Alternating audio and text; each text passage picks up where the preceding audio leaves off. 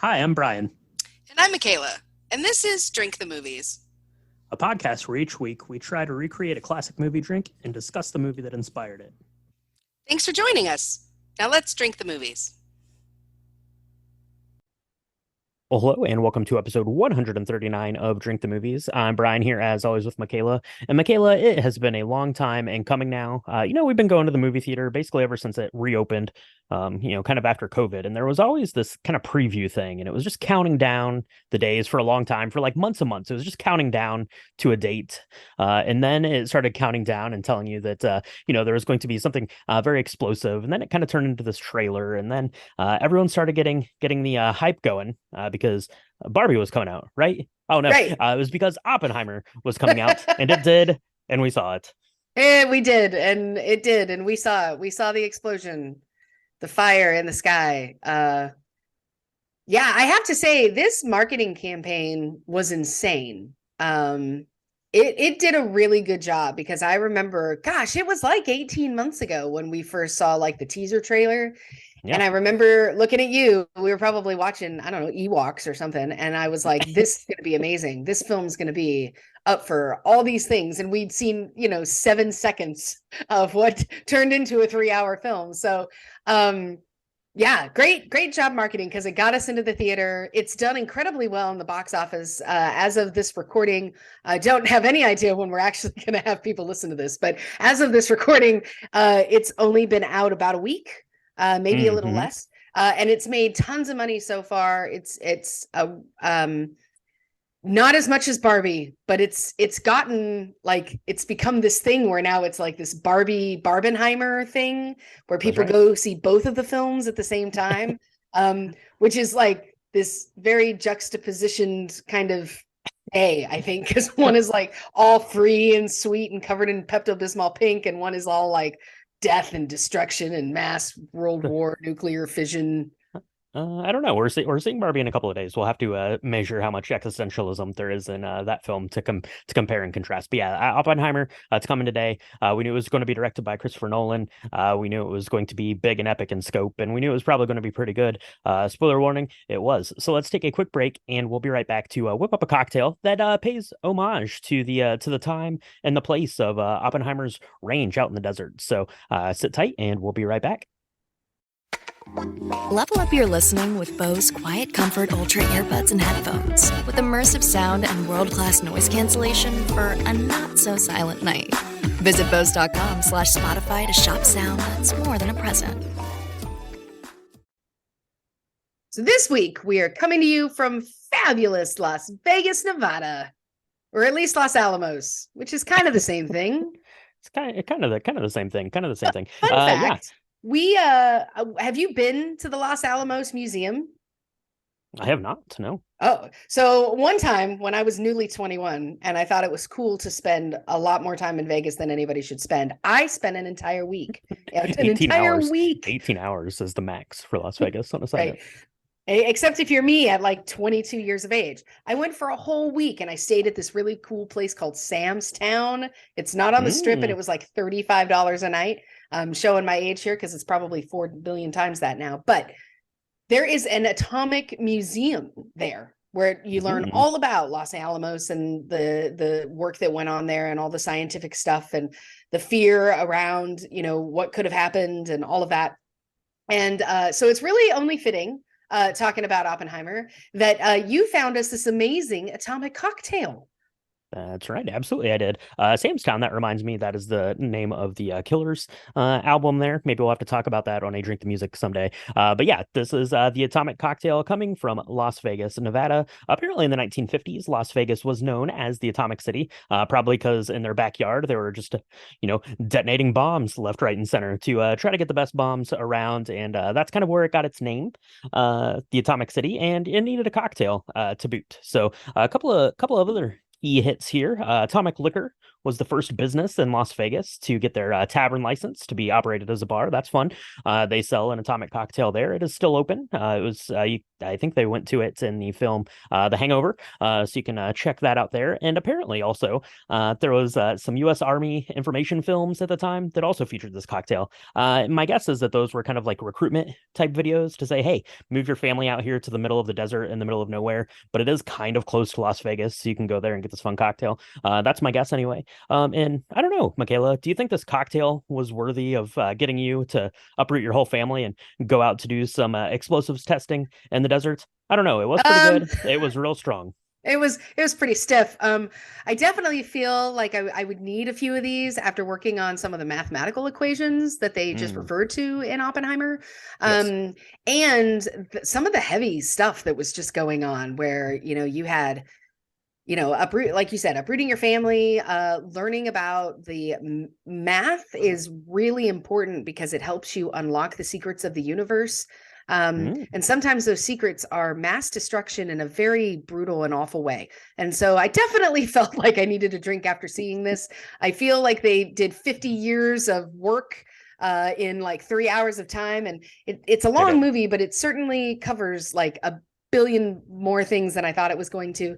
So I definitely felt I needed a drink. And this one's actually really good though. I thought um let's get into the ingredients, but I think that it's worthy. It's a worthy Yeah. atomic cocktail. Yeah, It blew me absolutely. away. Wow. But yeah, so J. Robert Oppenheimer was real good at real complicated math, apparently. Not really. He said he hated math a bunch of times. We're also pretty good at math. You are, Michaela, as being a mathematics guru yourself, but you're not going to need any clever math tricks to get this put together. It's pretty simple. So 1 ounce of vodka, 1 ounce of brandy, and 2/3 of an ounce of a sherry, dry sherry, probably sweet sherry. It doesn't really matter, whatever sherry you want to go with. And then I'm going to put that into a shaker tin with some ice, give it a stir to chill that, and then strain it into a nice coupe glass. And then you're going to top it with about 2/3 of an ounce of champagne. Just float a little bit of champagne on top. The trick is if you're using dry sherry, use a sweeter champagne. If you're using a sweeter sherry, use a drier champagne. So they balance each other out. You don't want to go too sweet or too dry there on that. You can garnish with some orange slice or a little orange peel if you would like. Get a little bit more of that fragrance going. And then you're going to sip and enjoy. This was stiff, Michaela. The vodka brandy was delicious. The champagne made it really nice and effervescent and kind of bready that you get in a nice champagne. But this was stiff. I will say what this tasted like to me though. It like transported me. Like I totally felt like I could have been on a casino floor at the Flamingo in 1956. Listening to the Rat Pack and having one or two of these. That it transported me right there. That's exactly what it tasted like. Yeah, no, I totally agree. I think we were talking about garnishes for this. We used a little bit of a lemon rind. You could use an orange rind to add a little bit of umptiousness. I thought this was like the classic of it's to me very almost prohibition. It's not that it's too early for it's too late for that in the timeline, Hmm. but Hmm. it reminded me of like if you were going to have like a New Year's party and you were going to make it really like old school Hollywood. That's kind of the feel of it, sitting in the glass because it looks really beautiful. It's not just champagne. It's definitely not just champagne. Do not have more than a couple of these. And if you're going to do that, don't drive anywhere because it's very, very stiff. But I really liked this drink. I thought that this, it was very classic. And I definitely thought that we saw a few people drinking this while we were watching Oppenheimer, believe it or not. There was a lot more alcohol in this movie than I thought there was going to be. That's right. They needed a lot of alcohol to get through the subject matter of their lives. We needed some to get through the subject matter of the film because it was some pretty heavy stuff going on there. So why don't we do this, Michaela? We'll mix up another one of these. We'll be fancy. We'll put on like tuxedos and nice dresses. We'll go to Las Vegas. We'll head out to the Atomic City, and then maybe on our flights we'll take in a movie. It's about 3 hours to get there, which is just enough time to watch Oppenheimer. So let's take a quick break, and we'll be right back to chat about this week's film. Spoiler warning for Oppenheimer. If you've not yet seen this film, you need to carve out about half a day to do it. And in that half day, you need to go make yourself an atomic cocktail. Then you need to sit for 3 hours in silence while you watch Oppenheimer. and then you could come back and we can chat about all the things, because we're going to talk about as much as we can in a short podcast. There's so much to talk about in this. You've been warned. I'm just telling you. If you haven't read history, yeah, we know how this goes, but That's right. that's right. that's the best spoiler warning I'm going to be able to give for this one. Sorry. I mean, there are a lot of details in this film. It's a 3 hour long film. It feels like there's about 6 hours worth of content in it, because it is packed full of stuff. So yeah, we're going to do our best to get through this and make sense of it. So what do we know about Oppenheimer? It was released in 2023. It was written and directed by Christopher Nolan, and it stars Cillian Murphy as Dr. J. Robert Oppenheimer. Plus, I don't know, like every other A-list actor in the whole world is also in this thing, and we'll kind of talk about those actors and characters as we get through the story a little bit. So, Michaela, we talked about kind of in the intro, we knew Oppenheimer was coming. We knew that Christopher Nolan was directing it. And by and large, there's some few misses. Tenet, looking at you, maybe, although I did enjoy Tenet. It certainly had its struggles, I think. But you knew that this was going to be pretty epic, right? It was going to be gorgeous to look at. It was going to be vast in scope. And it was going to be pretty good. So we've been pretty excited about this for a long time. It finally came out, and it's getting, kind of rave reviews around this thing. And yeah, we made it out just yesterday to see this thing. We sure did. And this cast, we should talk about this cast. It's insane how many people are in this. It is star-studded, and also I want to say foundationally amazing in the way that this is put together. We got to talk about the editing, because there was so much that happens, and you're really kind of hit with a bomb, I feel like, at the beginning of this, because there's so many pieces that happen very quickly. I mean, I stopped counting at like 47 different scenes, and we were maybe 30 minutes into the movie. I mean, there's so many little pieces. I have no idea how long this took to film. But there's so much that comes into this story. And so we're going to try and organize it a little bit for you listeners out there, to talk about all these things in one big sweeping recording. But yeah, Cillian Murphy is absolutely tremendous in this film. And it shows him it shows Oppenheimer, J. Robert Oppenheimer, from the age of like 22 all the way up into the 60s, when he's, I don't know, 70 years old, receiving an award for all of the work that he did. It's amazing how it encompasses not only his life, but what happens to his work in general, what happens in this time at Los Alamos, where he's working on all of building the atomic bomb with this team. And then, what we come to find out happens afterwards, and his dealings with this Louis Strauss. How do we say it? There's even Strauss, a joke yeah. about it in there's even a joke about that in the movie Strauss.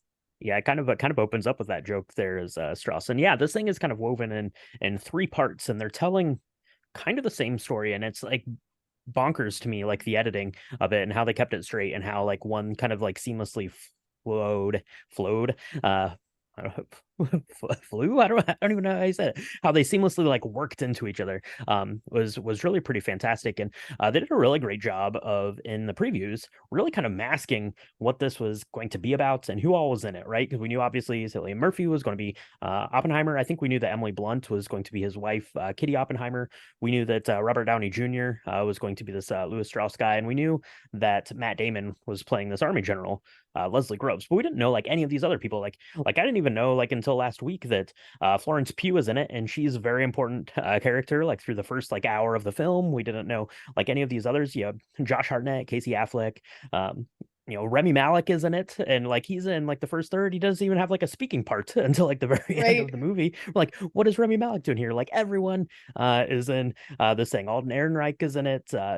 it's nuts. It's nuts. And they did a really good job of kind of masking that because, when you see something like Oppenheimer, it's the same kind of thing that people thought about when like Titanic was coming out, right? Like everyone knows, or not everyone, but people generally know that Oppenheimer, led the Manhattan Project, created this bomb, and that's kind of the story. So where is this movie going to go? What's going to be interesting or unique about it? How much is it going to just be like a telling of his life or just a telling of the Manhattan Project? But it did a really good job, I think, of fleshing out kind of the scope of who Dr. Oppenheimer was, who he turned into during the Manhattan Project, and then ultimately what kind of effects that has on a man. Right, the film opens up with that quote. I'm going to look it up here real quick. Yeah, so I mean, it opens up with this quote, right? Prometheus stole fire from the gods and gave it to man. For this, he was chained to a rock and tortured for eternity. And that is the telling of Dr. Oppenheimer in this film. Yeah, for sure. It starts off in a very interesting way. Let's talk a little bit about J. Robert Oppenheimer. He was pretty brilliant.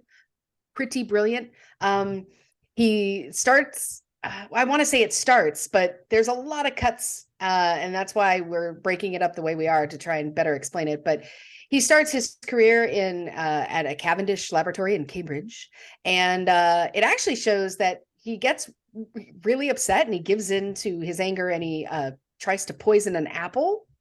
He does, yeah. That's interesting. And then he meets Niels Bohr, and Niels Bohr is going to grab this apple and he keeps him from eating it. And so I guess he learns the error of his ways, but that sort of comes back to bite him because I guess he admits to doing this at some point. And he ends up getting a PhD in physics, which is pretty hard to do. And he meets Werner Heisenberg. Werner Heisenberg is important if you know a thing or two about World War II and how the Germans started to work on an atomic bomb. It is back in Berkeley, California, at Caltech, where Oppenheimer ends up meeting Jean Tatlock. Now, we should talk about this because Florence Pugh is amazing, and I didn't know she was in this film until about a week ago. So she does this amazing job of just completely recreating herself in every film that she's been in. She is just a gem to watch in this. She's very she really seems to like Oppenheimer, but he keeps giving her flowers. She keeps throwing them away. She's like, "Stop giving me flowers. What is wrong with you?" But then she asks him out, and they seem to have this very unhealthy yet incredibly like palpably toxic I don't know, attraction to each other, I feel. Yes. So Oppenheimer apparently is a total philanderer. Like he's a total womanizer. They keep saying that to him. We only really meet two of the women, or maybe three of the women that he had some sort of relationship with, and Jean Tatlock is the first one we see. And it's interesting because she's also a brilliant mind, but she's a member of the Communist Party. And, this is at the time of the war in the world where you really had to decide kind of, are you going to be a member of that party or not? Because what happens later is, everybody who was even thought of as a member, they were blacklisted in whatever profession there was, and their lives were ruined. And, yeah, exactly. Yeah. If Meet the Ricardos that just came out last year does a really good job of shining a light kind of on that, and not necessarily more lighthearted, but in a more comedic sort of instance there with Lucille Ball and there and that, and so it is kind of interesting. I do really like Florence Pugh here in this as Jean Tatlock, because it is very palpable. It's very kind of passionate, but almost it's not even just physically how attracted they are to each other, but it's also kind of like this mental sort of stimulation, I think, that Oppenheimer is getting from her. And then same kind of thing then with his to be bride, Kitty Oppenheimer is played by Emily Blunt. Same kind of thing, right? I think that these two women kind of really challenged Oppenheimer, who is like you mentioned, kind of this notoriety notorious philanderer kind of a figure, but they could really kind of hold his attention, mentally. Being a genius, I would think. I'm not a genius in any sort of sense about anything, but it seems like it would be something. Looking, from the outside in, that would be very, very lonely, because you don't have people that can, uh, you know, kind of keep up with you intellectually, and that's where kind of this Communist Party and Gene Tatlock and Kitty Oppenheimer and then these other scientists that we're bringing in into the Manhattan Project, and that's kind of what gets kicked off, right? So we meet Leslie Groves, the Army general there, played by Matt Damon, comes in and is basically like, hey, we know that you're a communist, or you have some communist ties, or maybe communist sympathies, but we're having this war with Germany. They're building bombs, trying to build bombs. We need to do that too, so we're going to maybe kind of overlook that because we really need your help in this right now. This was definitely an example of people overlooking I guess the quote unquote sins of people because of the brilliantness of their minds, and the stakes that are really high for the greater good, right? So yeah, exactly. He's Oppenheimer even has a really good line there, as he's kind of accumulating all of these scientists to come around, and they're basically having meetings, and that's kind of one of the ongoing things, is these scientists are grappling with the fact that they're creating something that on one hand is a miracle of science, but on the other hand has the potential to completely destroy the world, and they're kind of grappling with that. And he has a really good kind of statement, right? He says, I don't know if the people we're building this for are worthy of having it, but the Nazis are definitely not. So right. we need to get it first, because this one over here is a coin toss, but that one definitely is bad. Yeah. We know what will happen if the Nazis have a bomb. And so it's interesting, right? We meet a whole cast of like genius characters that as a person who grew up in like a STEM environment, right? We meet Niels Bohr, we meet Albert Einstein. I mean, they seem to, Oppenheimer and Einstein have this kind of communal friendship where, they're looking at this math problem together. And of course, Einstein's like, I hate math. Why are you giving this to me? My math sucks, which is funny because his math is way better than mine would ever be. But they're all kind of coming together, and they're strong personalities, right? Because as you said, when you're a genius in your own right, and you have this curiosity and the willingness to and the determination to figure something out, just for the sake of figuring it out, that requires a lot of headfastness and strength. And so you're not used to backing down. And so you have all these brilliant people that J. Robert Oppenheimer kind of gathers together, and not only gathers together, but puts in the middle of nowhere. Many of them he puts in the middle of nowhere, where they build this town, and they're working on getting enough plutonium and I think uranium to create the bombs, the two different bombs, because the idea is the same. They're going to split. I think this is how this works. They split the atom, it causes a chain reaction, and everything kind of splits and splits and splits. And in order to do that, they have to have a testing site, which happens in Los Alamos. There's other sites in different areas of the United States, and they're compartmentalized because, of course, we don't want this to get out, the secret to get out. But all of these personalities come together, and they're all very proud. And what happens when you want to quit your job and you're working on the most secret thing that could end the world or end the war or end all wars? And J. Robert Oppenheimer had to really appeal to all of these people and get them to work on their things, and get everybody to kind of get along long enough to get this done, and to do it in a very quick timeline, because there was a lot of resources thrown at this by the US government, but they also didn't want to let other allies know that this was happening. And one of their allies was Russia, and they didn't want Russia to know that this was happening, and they didn't want to share in the science. And there's a lot of really interesting things that this brought up that helped open my paradigm as a human and a person who likes science, and think about, hey, if it's all for the good of science, where do you draw the line in sharing some of these things and asking people for help, and getting, at what point does the criticalness of who a person is measure up against what they have done or what their beliefs are, right? Mm-hmm. Yeah, for sure. And that's that's kind of the core of what they're grappling with there. And it does a really good job kind of examining that, right?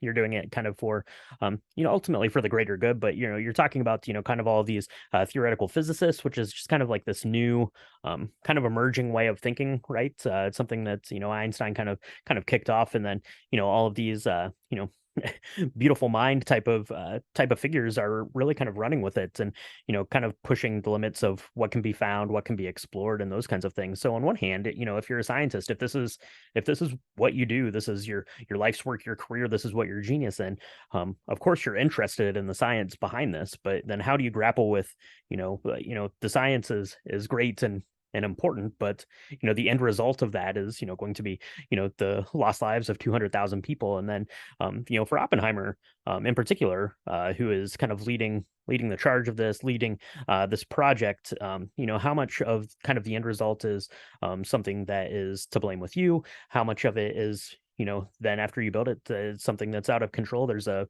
really kind of beautiful scene after they've built the bomb. We'll kind of talk about the way that the bomb looks and stuff here in a minute, because obviously they get it, they blow it up. It's been very big deal about Nolan talking about how it was a real actual explosion and things there that was made. But there's kind of this very telling scene is kind of after, like the day after this explosion happens, the test run of this thing. They're just loading these two bombs up into these trucks and chaining them down and just driving off, right?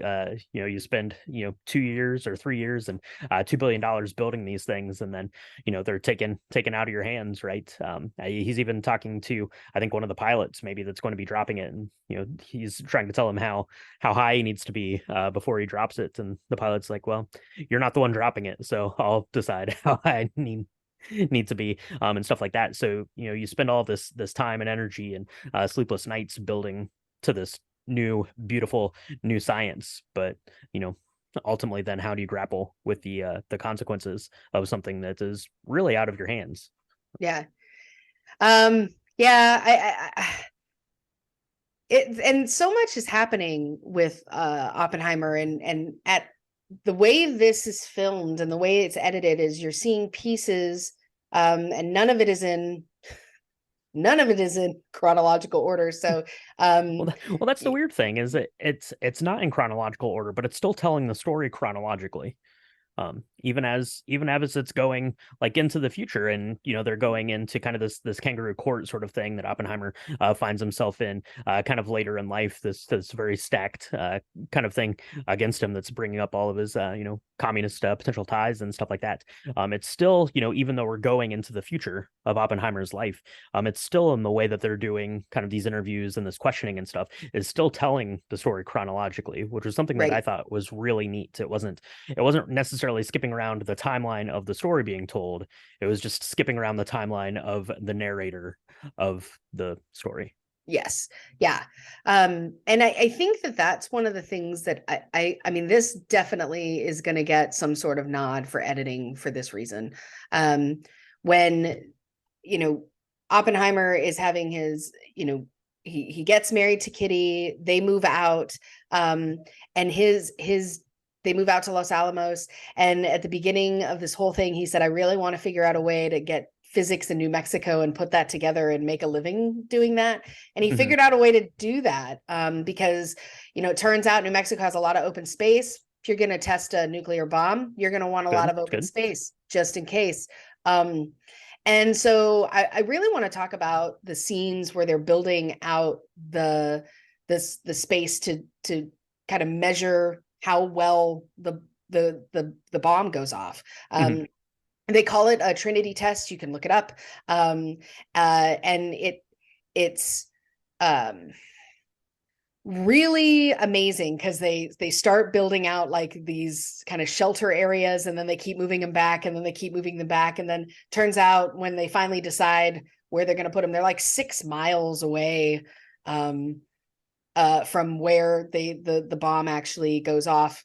And they have all this stuff that we think it seems silly, to like keep their eyes safe. And they've got they're like, don't look at the light, turn around, and then you can look at it. But you got these weird looking like welding glass that you can put up so that you can look at it. And what is it actually going to do? And it's there where Matt Damon's character, Leslie Groves, the general, is asking Oppenheimer, hey, what are the chances of this working? And he says, oh no, that's not the question.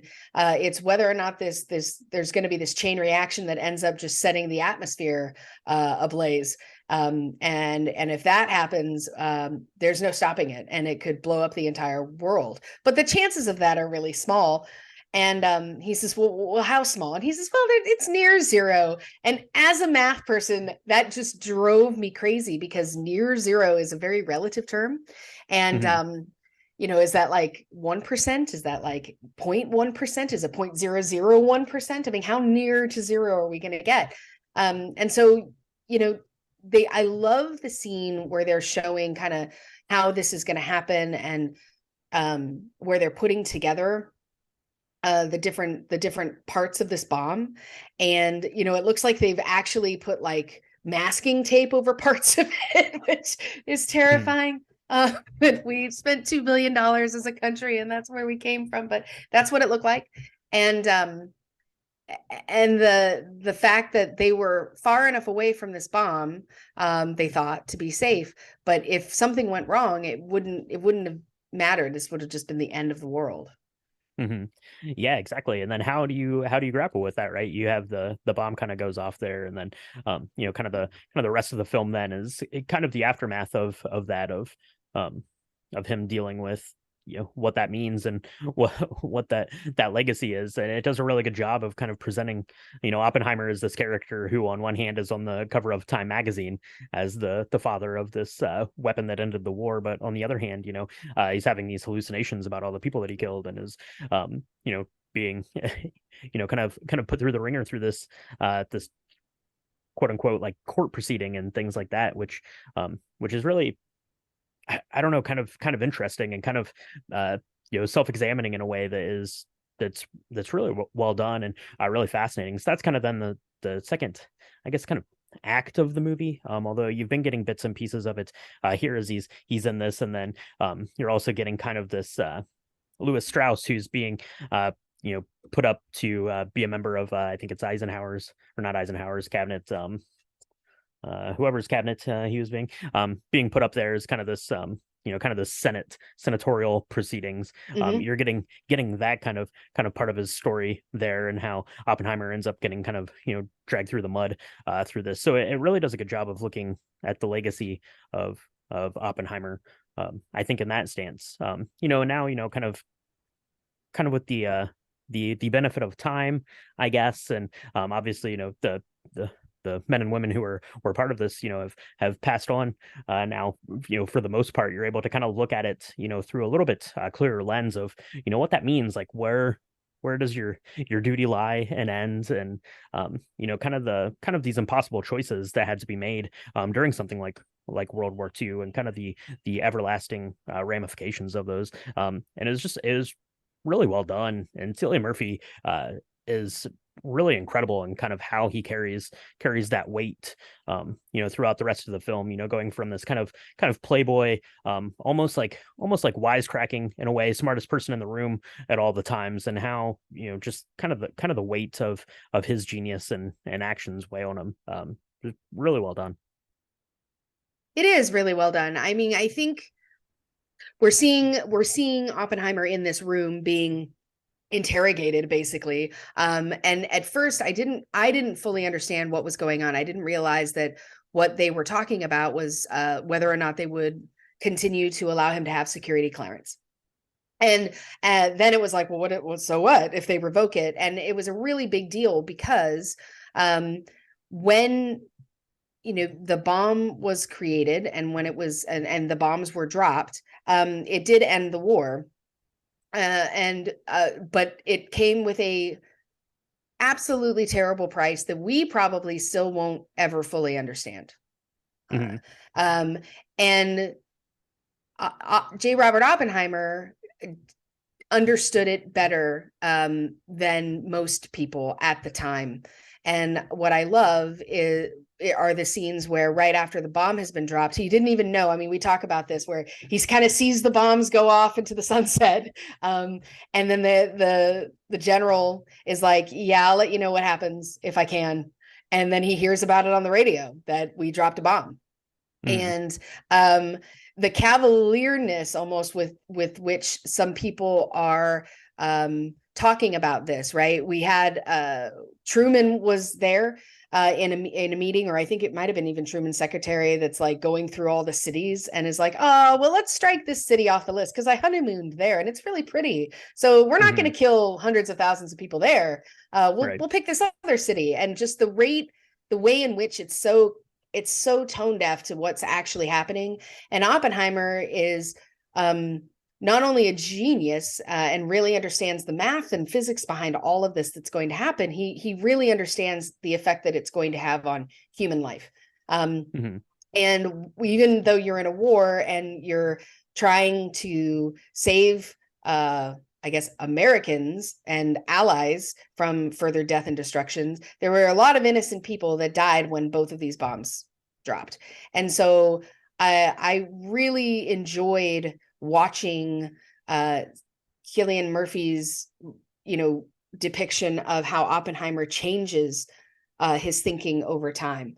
He seems to really not want to get himself involved. He doesn't want to get himself involved in the Communist Party. He doesn't really want to get himself involved with having some of the discussions around, hey, we're making a bomb and we're trying to figure out a way to make the bomb happen. But should we make a bomb? Should, innocent people are going to die? He doesn't really want to get involved in any of that until after the bomb goes off. And then according to history, right, Oppenheimer becomes one of the biggest critics around nuclear warfare in general. And he's like, look, we could make a bigger bomb. We could make a hydrogen bomb, but we shouldn't want to do that, because what are we going to do? Eventually, we're going to make too many of these and we'll set them off and the whole world will explode and we'll just destroy ourselves as a human world, right? Like, and that really doesn't go well when you're in the business of making bombs. Right. Yeah, and I like kind of the varying viewpoints on it too. Robert Downey Jr., who is playing Louis Strauss, who is very excellent in the role, is kind of almost this kind of like paranoid figure, especially kind of at the very, very beginning of the movie. You're kind of there with Oppenheimer's meeting Louis Strauss kind of at the beginning. Is there is in Princeton, I think, maybe potentially, I don't where Louis Strauss is kind of overseeing the academic staff, I guess, and Oppenheimer is there for a job, and he feels kind of slighted in some way by Oppenheimer in this, which kind of gets that ball rolling for kind of this procession and things that's going to happen, and kind of drag Oppenheimer through the mud there, so to speak. But kind of from his perspective was that Oppenheimer was then only kind of speaking out about this stuff because he wanted to be kind of the sole creator of this weapon, of this technology. He wanted to be kind of the sole owner of it, and so it really does kind of a kind of a really great job, and the way that it's kind of woven in these three sections of really kind of going into that, right? Was it kind of this narcissism that Oppenheimer had, or was it kind of the realization of after the fact? And Christopher Nolan does a really good job of the way kind of telling the story, and kind of like the emotional breakdown is kind of almost the trauma of what he had done starts to kind of set in on Oppenheimer. And you get a really great line from Kitty Oppenheimer, Emily Blunt's character there at the end. She's like, why are you letting them do this? If you let them tar and feather you, do you think that the world will forgive you for what you did? And that's something pretty tough to wrangle with. there as you look at that. So I think we kind of talked about the kind of the emotional and theoretical implications of what it meant to be Oppenheimer. Let's talk a little bit about kind of the specific, kind of bits of the movie. Michaela, was there anything in particular, the way that it was shot, or the way that it sounded, or any of the particular scenes or set design or anything like that? One of the interesting things about this movie is it only cost $100 million to make. Indiana Jones that we just watched cost $300 million to make. I don't know how you spend $300 million on that. You only spent $100 million on this. That doesn't make any sense to me. I think there's some cooking of some books there. Maybe it's Oppenheimer is doing some mathematics there on that. I don't know how that works. But what about the movie that you liked? Anything in particular, anything that didn't sit as well with you? No. Well, all good questions, Brian. First of all, I want to talk about Robert Downey Jr. as Louis I'm a Strauss. theoretical podcast Yes, co-host. that's right. That's what we're gonna do now. We're gonna drink the theory with with Michaela and Brian. I want to talk about Robert Downey Jr. as Louis Strauss. I have seen this preview, I don't know how many times. It wasn't until, I don't know, 5 minutes into the movie when I looked over at you and was like, that's Robert Downey Jr. And I don't know if you looked at me like, duh, or what, but the makeup was amazing. I want to talk about that because I only realized it was Robert Downey Jr. After hearing the cadence of his voice. And let me tell you, I've been listening to Robert Downey Jr. since I was about 13 years old because he's my favorite actor in the world. That's right. So that's right. No shades of Tony Stark here in no, Robert Downey Jr.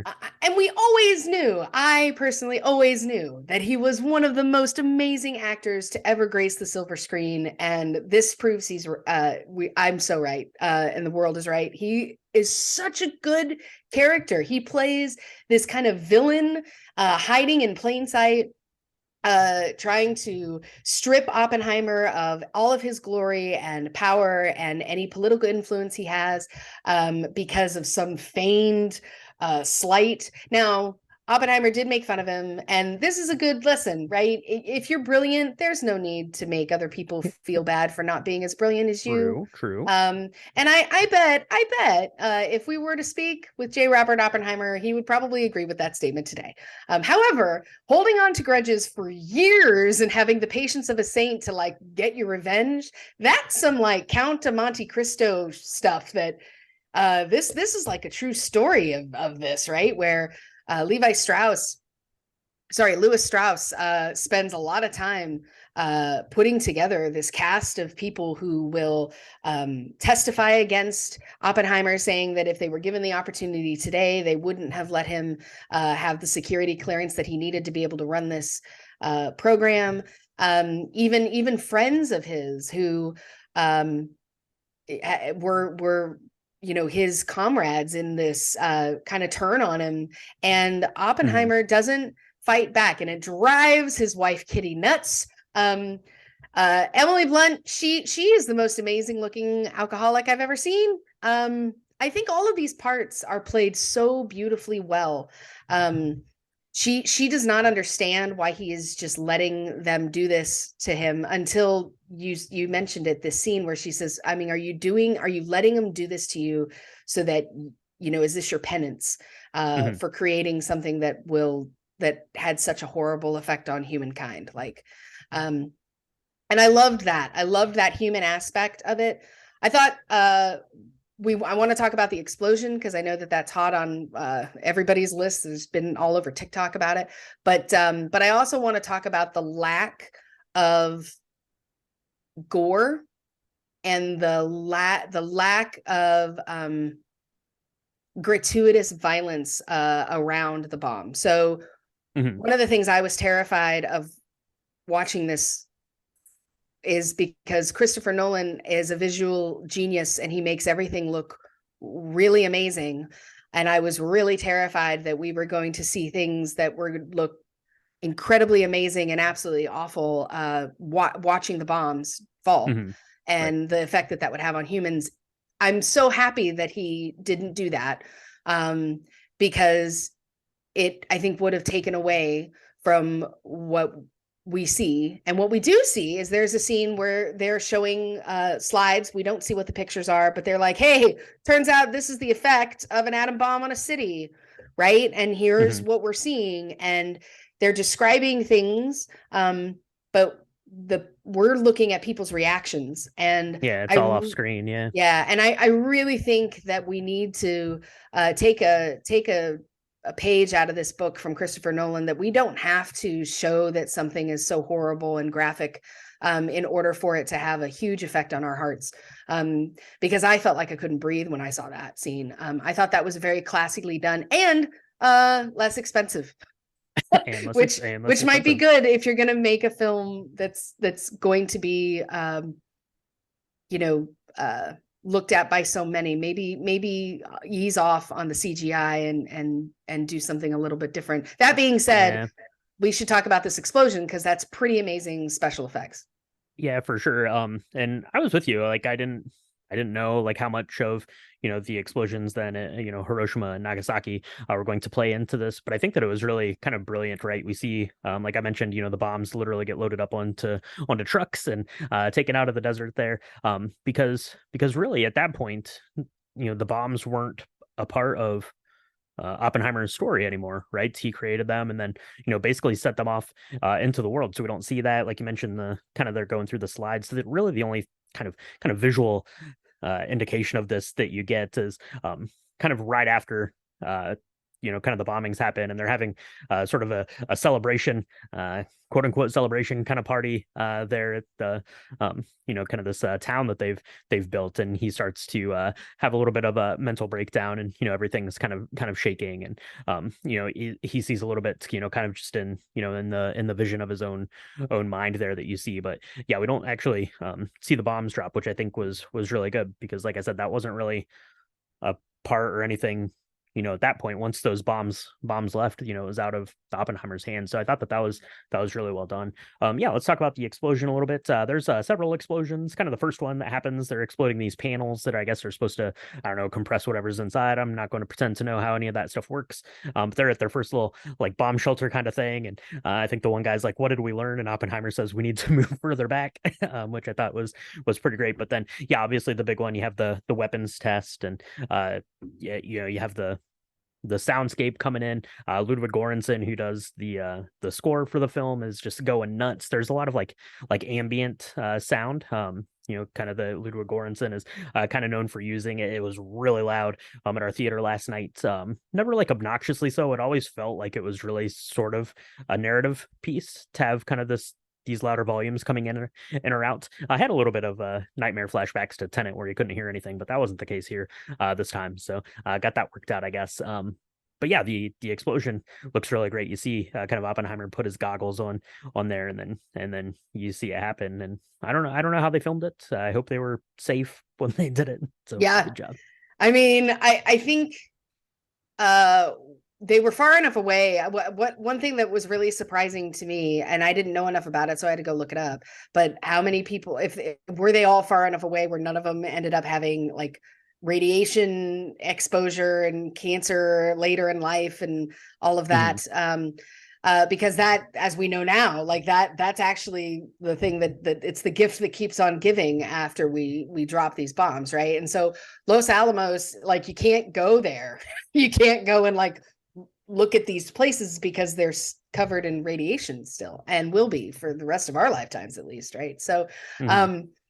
I really what more? I there was a lot. This film was just a lot. It was very vast.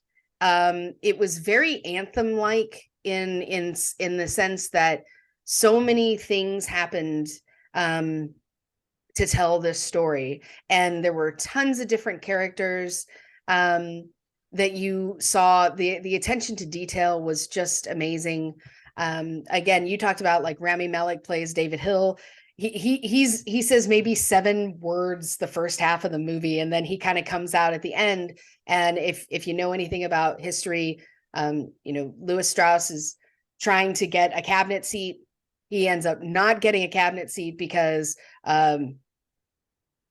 David Hill goes and testifies that Louis Strauss is this really awful bully, and if he doesn't get his way, he will ruin your life. And he doesn't think that that's a really and he thinks, and he furthermore says that a lot of scientists in the scientific community feel that way, and that he shouldn't be allowed to represent the scientists, right? As a Secretary of Commerce. So I really loved the care with which they told the story, because I think that it if you're going to tell a story that is about something super dark and hard like this is, you have to do it with a really gentle hand, and I thought that they did that. Yeah, for sure.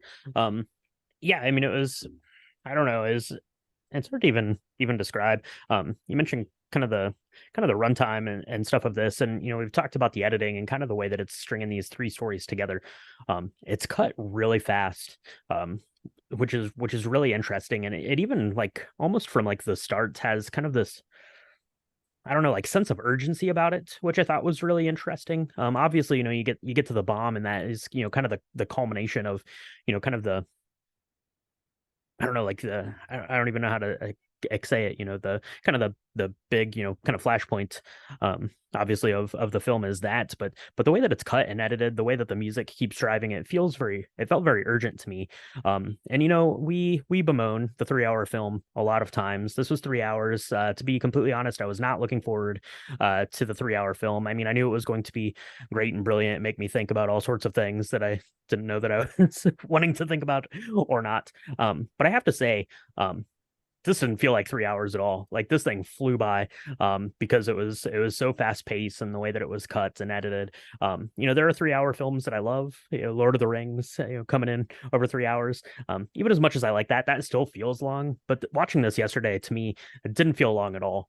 No, I agree completely. I mean, this was maybe one time in the last 6 movies that we've watched that are about the same length where I thought it was really worth it. So take that, take that for what it's worth. People, directors, maybe don't make a 3-hour film if you don't really have that much to say.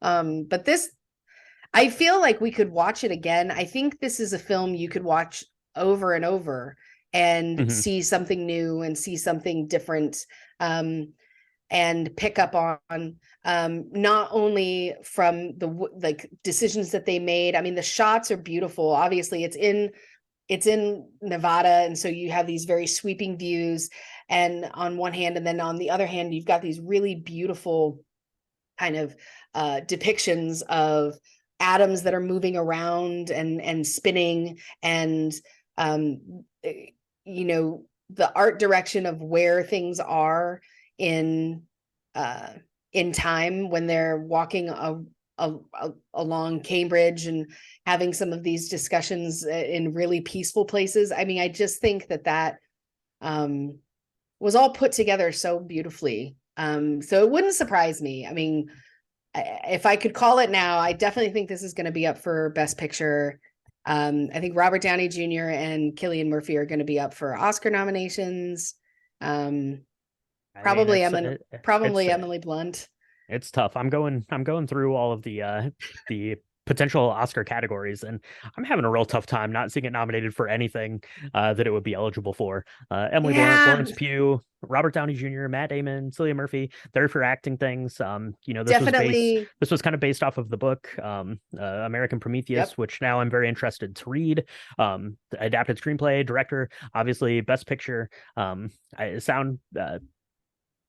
original score, Ludwig Göransson. I don't know. It's a lot of soundscape stuff, so sometimes that plays well, sometimes it doesn't.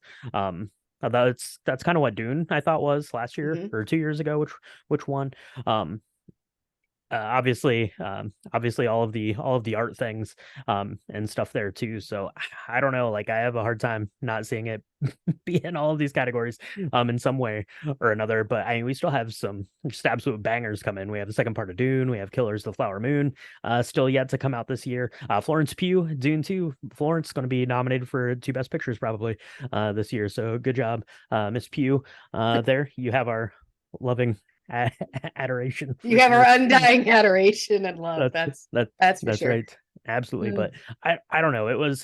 I'm still like sitting on it. We saw this. It's not been quite 24 hours, and I still don't think that I've fully probably processed the message it was trying to say. I'm very excited to watch it again. I don't know if I'll make it out to the movie theater to see it, but definitely, as soon as it's able to be streamed or bought on some sort of Blu-ray disc or something, I'm very interested to see it again, because like you said, Michaela, I think that this is going to be something that you analyze again and again and again. It hits me the same way that watching something like Schindler's List does, kind of in that same way. That's this horrible sort of tale, but it really kind of makes you look inwards and analyze the way that you think about things and process things.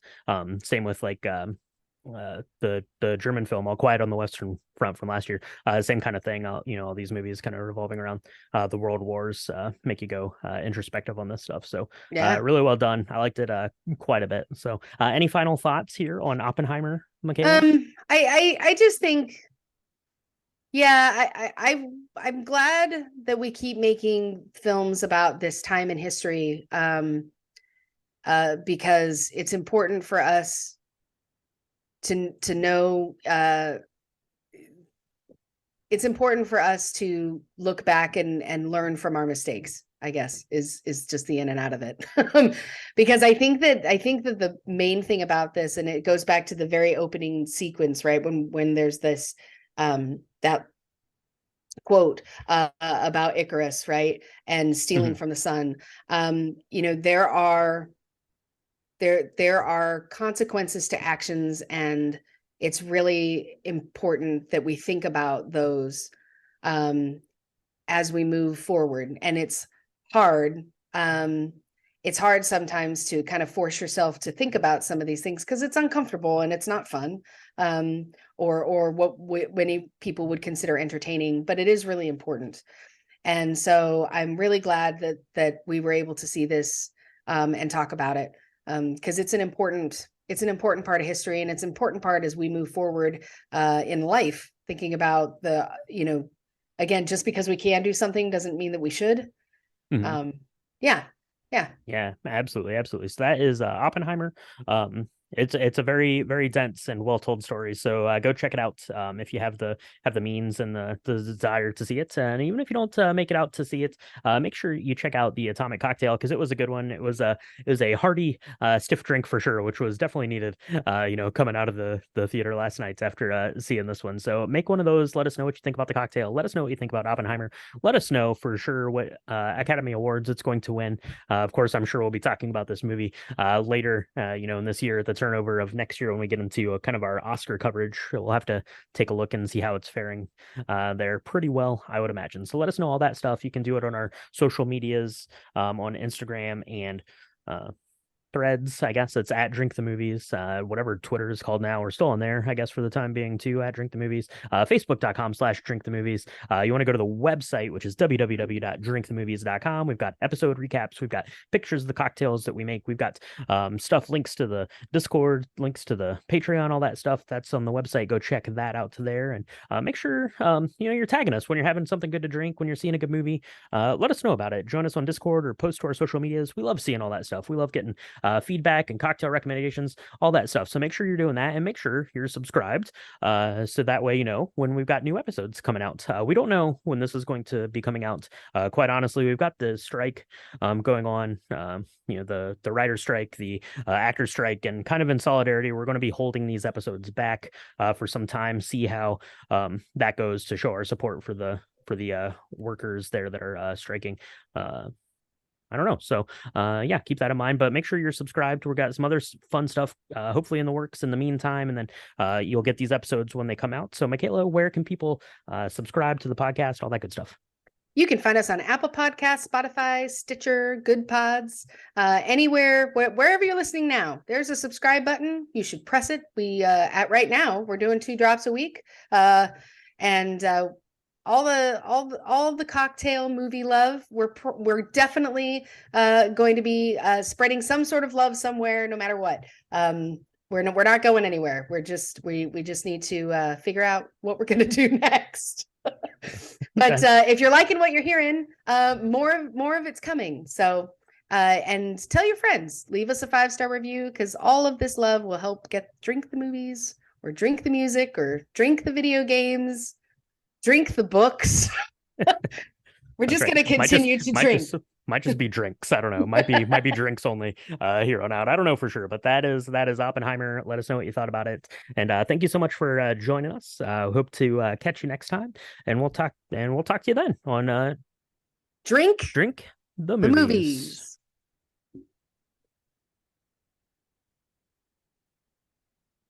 Oppenheimer stuff. It was good. It was really good. Robert Downey Jr., Best Supporting Actor for the win. I'm all in. For the win.